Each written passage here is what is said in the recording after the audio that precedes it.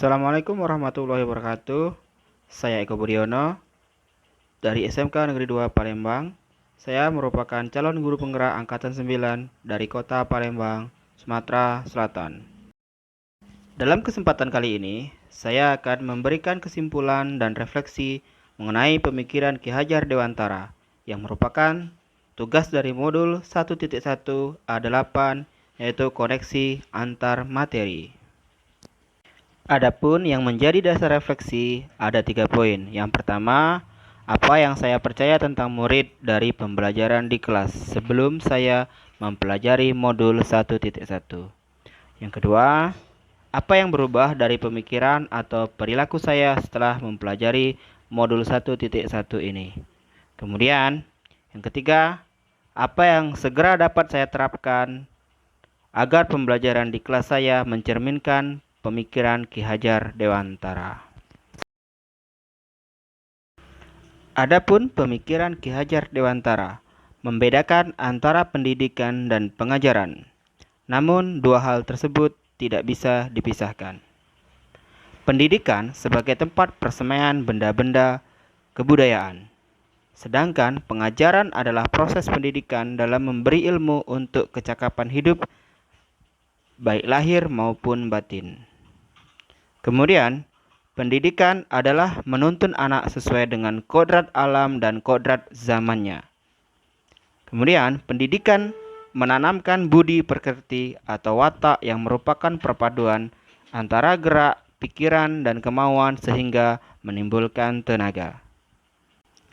Adapun sebelum mempelajari modul 1.1, saya memiliki keyakinan bahwa saya menganggap bahwa murid itu seperti kertas kosong yang bisa kita tulis sesuai dengan keinginan kita. Yang kedua, pembelajaran di kelas, saya masih menerapkan pembelajaran berpusat kepada guru saja. Kemudian yang ketiga, dalam memberikan ilmu, saya berfokus kepada ilmu pengetahuan saja.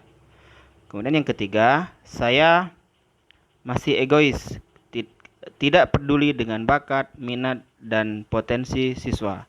Kemudian, saya juga kurang memahami karakteristik siswa yang saya ambil. Adapun setelah mempelajari modul 1.1, setelah saya mempelajarinya, yaitu tentang pemikiran Ki Hajar Dewantara, saya baru menyadari bahwa selama ini pembelajaran yang saya lakukan di kelas masih kurang tepat dan masih mementingkan diri saya sendiri.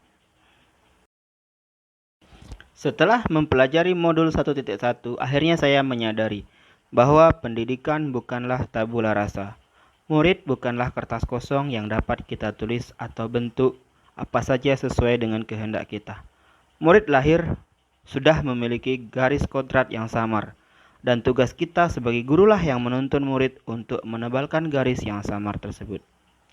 Kemudian, pendidikan yang berpihak kepada murid. Maksudnya adalah murid bukanlah sebagai objek pembelajaran, akan tetapi sebagai subjek pembelajaran.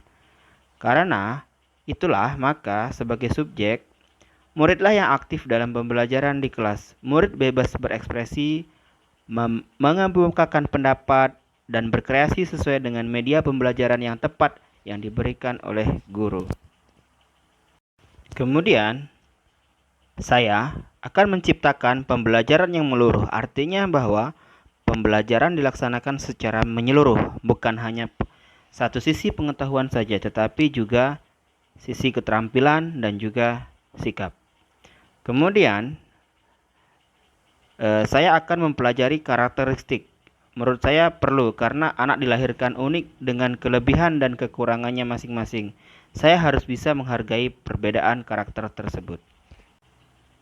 Apa yang dapat segera Anda siapkan lebih baik agar kelas Anda mencerminkan pemikiran Ki Hajar Dewantara? Hal yang akan saya siapkan segera yaitu yang pertama, saya membuat kesepakatan kelas bersama siswa. Ini sesuai dengan Merdeka Belajar, yaitu dimensi profil pelajar Pancasila. Kemudian saya akan melakukan asesmen diagnostik awal untuk mengetahui bakat, minat, dan potensi siswa. Saya juga akan membuat media pembelajaran yang sesuai dengan bakat, minat, dan potensi siswa.